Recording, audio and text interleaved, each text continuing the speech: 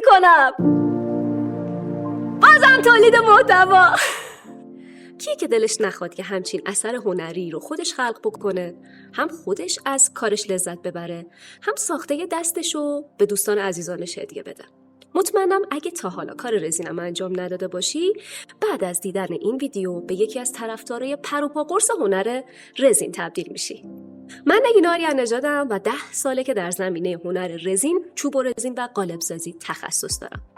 من استاد اینم که همه چیزو به ساده ترین شکل ممکن آموزش بدم. توی این آموزش تصمیم گرفتم یه جا خودکاری زیبا رو بهتون یاد بدم با یه تم دریایی که داخلش یک نهنگه. حتی قالب این کار رو هم توی ویدیوی قبلی به صورت کامل آموزشش رو ضبط کردم که میتونین تو ویدیو قبلی آموزش ساخت این قالب رو هم ببینین و قالب این کار رو هم خودتون بسازین. علاوه بر این که ساخت همچین کاری خیلی لذت بخشه و خب اول برای روح خودتون و حس و حال خوب خودتون پیشنهاد میکنم که کار هنری رو یاد بگیرید، اما در کنارش با توجه به یونیک بودن و خاص بودن این سبک از کارهای هنر رزین میتونید در کنارش کسب درآمد خوبی هم داشته باشید. در ادامه خواهش میکنم که چنل منو سابسکرایب کنین. من ویدیوهای مرتبط با آموزش هنر رزین رو توی این چنل قرار میدم و هر هفته سعی میکنم که ویدیوهای خوب و پرمحتوا داشته باشیم. وقت رو هدر نمیدیم، میریم که این آموزش جذاب رو با هم ببینیم. این قالبی هستش که توی ویدیوی قبل با هم دیگه ساختیمش. حالا بی‌صبرانه منتظرم که ازش خروجی بگیرم. یه طرح دریایی جذاب و در این حال خیلی ساده در نظر گرفتم برای این آموزش.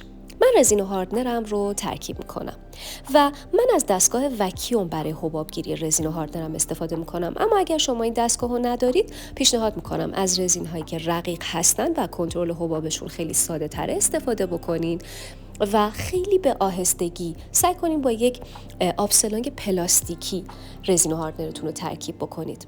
حالا کف قالبم رو تا جایی که حدود 1.5 سانت از قالب من باقی بمونه رزین و هاردنر میریزم. این کار رو خیلی آهسته انجام میدم به خاطر اینکه اگه ارتفاع ظرف بالا باشه تو همین مرحله اگه رزینتونم حباب نداشته باشه داخل کارتون ممکنه یه سری حباب به وجود بیاد. نکته بعدی اینه که وقتی که ما یکم می‌خوایم تو حجمای بالاتر رزین رو کار بکنیم به هیچ عنوان نباید مرحله هم زدن رو خیلی لفت بدیم. بیشتر از 3-4 دقیقه نباید باشه، در این حال خیلی هم نباید تند همش بزنیم. باید این تایم رو بتونید مدیریت بکنید. به این خاطر که اگه رزین توی ظرف داغ کنه و بعد بریزید داخل قالب مطمئن باشید که به قالبتون آسیب میزنه. من داخل کارم یه پرز کوچیک دیدم که اونو با قاشقه بار مصرف خارج کردم. اینم ماکت نهنگی هستش که من میخوام برای این قالب استفاده بکنم.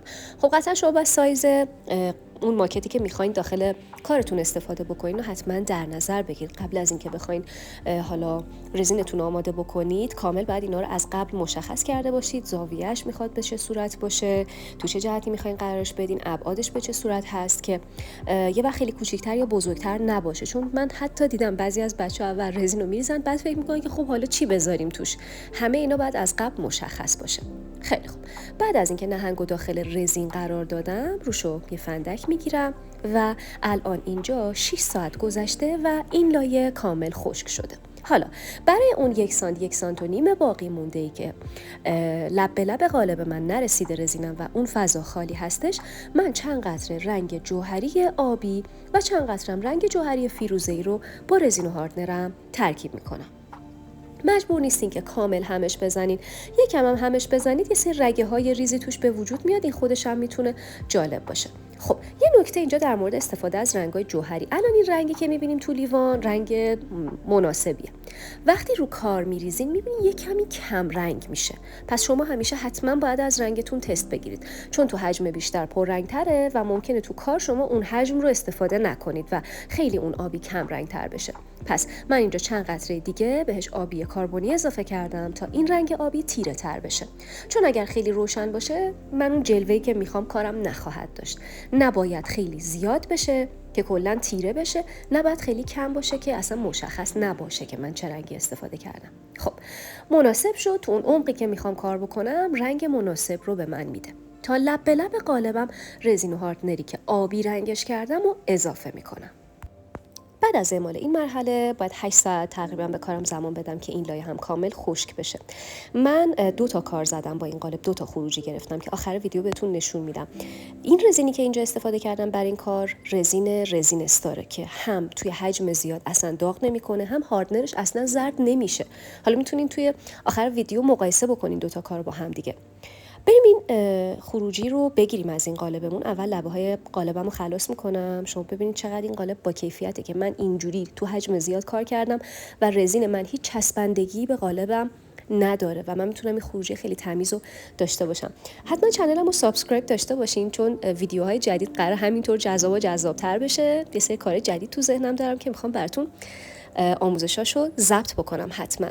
اینم خروجی کار شد و همونطور که میبینید از تمام زوایا منظم، صاف، براقه و این رزین چقدر خوب و با کیفیت بود. اینو من بدون هیچ تبلیغاتی دارم میگم چون واقعا فکر میکنم بعد از این همه سال تجربه این تنها رزینی بود که هاردنرش زرد نشده بود و داغ نکرد و اصلا هیچ چسبندگی به قالب نداشت. حالا در کنار اینکه قالب با کیفیتی هم ساختیم، اما شما میتونید اینجا با کار دومم مقایسه بکنین که کار پایینی چقدر زردتره.